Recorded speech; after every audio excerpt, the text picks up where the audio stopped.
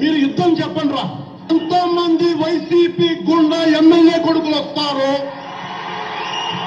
చాలా విసిస్తున్నారు. కొడకలరా రండి, అందరూ బయటికి కొడకలరా.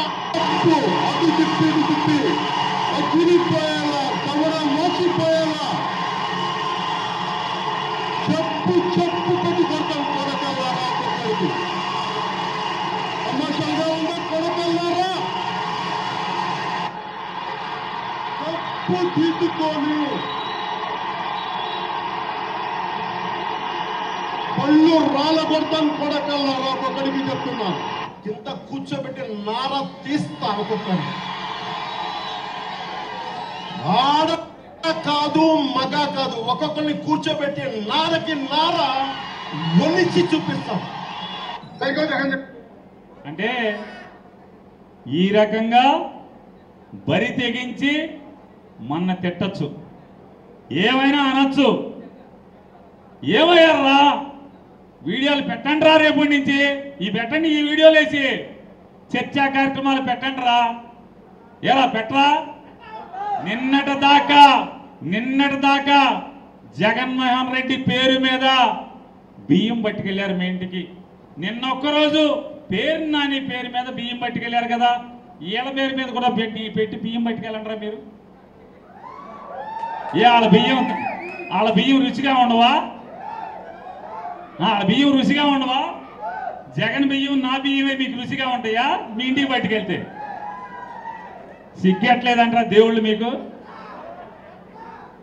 రే మీకేరా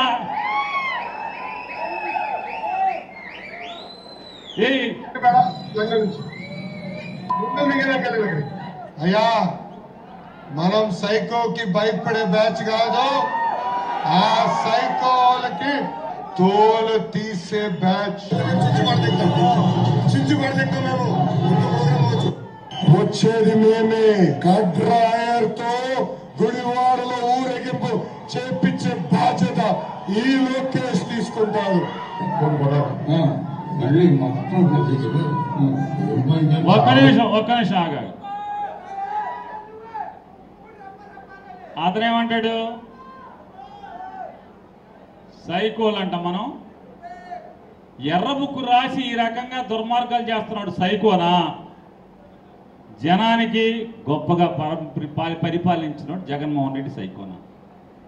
ఎవడు సైకో?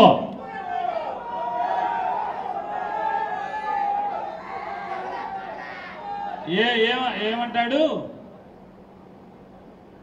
కాదు, గుడ్డలు ఓడదీస్తాడంట. అది కూడా అన్నాడులే, గుడ్డ ముందు గుడ్డలోడు తీసి కట్రాయర్ మీద రావాలంటే గుడ్డలోడు తీయాలి కదా.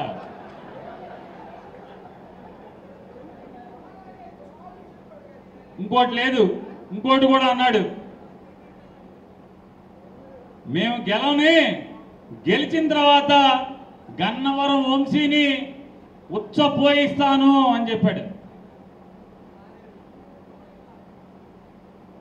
పోనీ జగన్మోహన్ రెడ్డి గారు దిగిపోయిన కాడి నుంచి ఇప్పుడు అన్నోడు వాళ్ళ నాన్న ఎక్కిన కాడి నుంచి వంశీ పోనీ హైదరాబాద్లో ఉన్నాడు అనుకోండి, 5 నెలలు బెజవాడ జైల్లో ఉన్నాడుగా. రోజు వెళ్ళి పోయించావా జైల్లోకి వెళ్ళి? 5 నెలలు రోజుకి వెళ్ళి జైల్లోకి వెళ్ళి పోయించావా అని అడుగుతున్నా. ఎందుకు పోయించలా? మాట మీద నిలబడవా?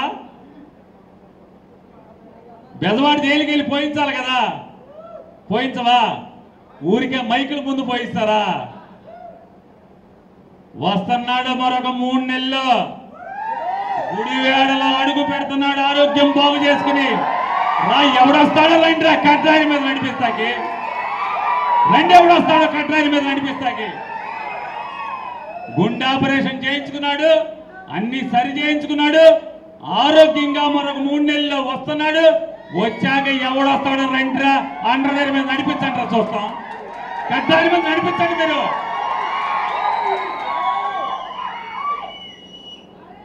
తర్వాత ఇంకో ముసలినాయలు వచ్చాడు, ఆడేం మాట్లాడు చూడండి. డబ్బుగా 3 లేదో తెలుసు. ఆ డబ్బు పవర్ స్టిల్ ఇదే నచ్చింది. చాలా వచ్చింది. ఓడిపోయాడు కానీ చావలేదు. ఓడిపోయాడు కానీ సావలేదని. అవును చావ. ఆడికి 80 ఏళ్ళు వచ్చినా ఆడి ఇంకా సావలేదు. ఆయన పాత్రుడు గాడు. తర్వాత సచివం కూడా దానికి అవును ఆ తాడేపల్లి ప్యాలెస్ దద్దమ్మకి చెప్తా ఉన్నా, అరే బోసడీకే నీకు దమ్ముంటే తెలంగాణ పోలీసులకు ఎవరో నోటీసు, నువ్వు తమిళనాడు పోలీసులకి ఇవ్వ నోటీసు, యూపీ పోలీసులకి ఇవ్వ నోటీసు, గుజరాత్ పోలీసులకి ఇవ్వ నోటీసు, నీ గుంటూరు ఎస్పీకి ఎవరో బోసడీకే నోటీసులు. ఏంట్రా ఏంట్రా ఏంట్రా ఏంట్రా చేస్తున్నా? ఏరా ఈ బెటరా డిబేట్లు మీరు బెటరా? ఈ డిబేట్లు బెటరా అంటున్నా.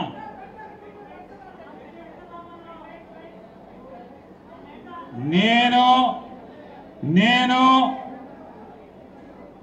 చీకట్లో నరికేయండి అని నేను అనలేదు. అరే నేను అనాలంటే పట్ట పగలే చేసేయమని చెప్తారా? నేను అనలేదురా. అరే నేను అనలేదురా. అనాలంటే అరే పట్ట పగలే చేసేయండి రా అని చెప్తారా? నేను అనలా.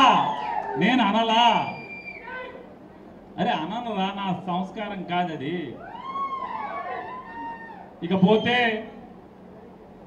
ఇకపోతే ఇవాళ బందర్లో ఒకడు ఉన్నాడు, ఒక మంత్రి. ఆ పెదవాడు వెళ్ళి అతను ప్రెస్ మీట్ పెట్టి ఈవిడ్ని ఇష్టారాజ్యంగా తిడతాడు. ఏ రోజన్నా ఒక్క రోజన్నా కాగిత వెంకటరావు కొడుకుని కానీ, కొల్లు పక్కనే ఉన్న కొల్లు రవీందర్ని కానీ, లేదా ఇటు పక్కన ఉన్నటువంటి గుడివాడవాడిని కానీ ఎప్పుడన్నా మహాతల్లి నోరు తెరిచి, ఆఖరికి చంద్రబాబునన్నా నోరు తెరిచి ఎప్పుడన్నా తిట్టిందా?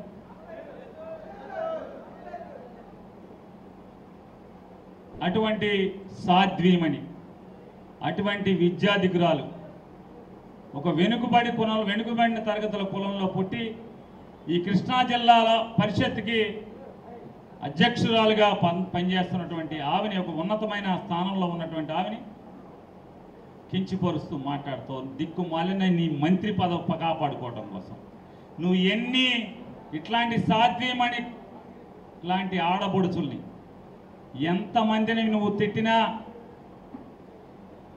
ఎంతమందిని ఆడపిల్లల్ని నువ్వు ఇష్టారాజ్యంగా అసహ్యంగా మాట్లాడినా చంద్రబాబు నాయుడు నీ మంత్రి పదవి పీకటం మాత్రం ఆగడనేది మాత్రం తెలుసుకోకూడదు రవీంద్ర. రోజులు లెక్కెట్టుకోమని మొన్నే కదా నీకు చెప్పాడు చంద్రబాబు నాయుడు. మన క్యాబినెట్లో చెప్పాడా లేదా? ఆంధ్రజ్యోతి రాధాకృష్ణ రాశాడా లేదా? లెక్కెట్టుకో. నువ్వు నన్ను తిట్టి, ఉప్పాల రాముని తిట్టి, బంగారం లాంటి తల్లి ఉప్పాల హారికని తిడితే, అరే మీ అందరికీ చెప్తున్నాం, ఒక అమాయకురాలైనటువంటి, ఒక ఉత్తమరాలైనటువంటి, వెనుకబడిన కులానికి చెందినటువంటి ఒక ఆడపడుచు పెట్టుకున్న కన్నీరు మీ మూలంగా, పచ్చ సైకోలు మూలంగా ఆవిడ కంట్లోంచి నేల మీద పడినటువంటి ప్రతి కన్నీరు మీ పచ్చ సైకోళ్ళందరినీ కూడా ఇంటికి పంపించడం ఖాయం అనేది కూడా నేను ఇవాళ మీరు రాసి పెట్టుకోమని చెప్తున్నాను. వాళ్ళు ఏం మాట్లాడుతున్నావు? ఈ సొల్లు రవీంద్రనాథుడు ఏం మాట్లాడుతున్నాడు? అన్నం తింటలేదా అని. ఓ రవీంద్ర, మేమందరం ఉప్పాల హారిక, రాము, మేము ఇక్కడ కూర్చున్నటువంటి ప్రతి జగన్ కుటుంబ సభ్యుడు అన్నమే తింటున్నావురా బాబు, అన్నమే తింటున్నావు. కానీ నీ బతుకు నువ్వు అన్నం తింటల్లా, బ్రాందీ షాపులో పావలా వాటాలు తింటున్నావు. ప్రతి బెల్ట్ షాపులో సీసాకి రూపాయి తింటున్నావు. సీసాకి బెల్ షాపులు అమ్మి సీసా మీద బ్యాందీ బుడ్డి మీద రూపాయి తింటున్నావు. ఇదొక్కటే కాదు, బందరు సముద్రం మొత్తంలో ఉన్నటువంటి సముద్రపు మట్టి అంతా తింటున్నావు. లంకపల్లి రేవులో ఉన్న గండ్రెసగంతా తింటున్నావు. నువ్వు అన్నం తింటల్లా. తోట్ల వల్లూరు రేవులో గండ్రెసగంతా తింటున్నావు. నువ్వు అన్నం తింటల్లా. చేపల మార్కెట్లో నీ సొంత అన్న కొడుకుల్ని మోసం చేసి ఆ స్థలం తినేశావు. అన్నం తింటల్లా నువ్వు నీ ఆ స్థలాన్ని, అలాగే ఒక అమాయకుడైనటువంటి పిచ్చి కాపోడి స్థలాన్ని దొబ్బేసి, లంకిశెట్టి వాళ్ళ స్థలం దొబ్బేసి ఆ నీ అన్న స్థలం లంకిశెట్టి స్థలంలో మెగా కృష్ణారెడ్డి పోర్టు కడుతున్న సిమెంటు కాంక్రీటు తినేసి నువ్వు డాబా పెద్ద కాంప్లెక్స్ కంటున్నావు. నువ్వు అన్నం తింటల్లా.